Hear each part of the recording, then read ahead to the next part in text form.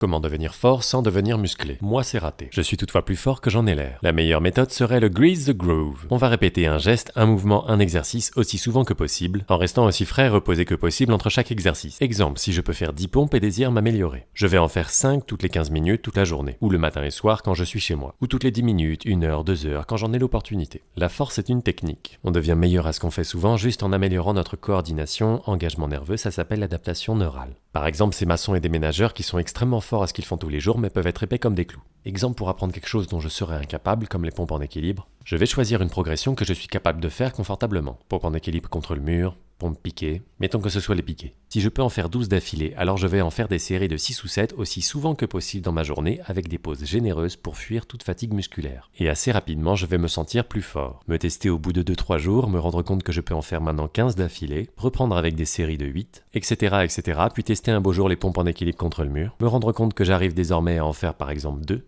alors je vais en faire une par une en Grease the Groove aussi régulièrement que possible, etc., jusqu'aux pompes en équilibre. C'est une méthode qui permet de progresser vite avec un minimum de gains musculaires, mais à terme votre système nerveux va approcher de sa limite et il sera nécessaire de gagner un petit peu de muscle si vous souhaitez devenir encore plus fort.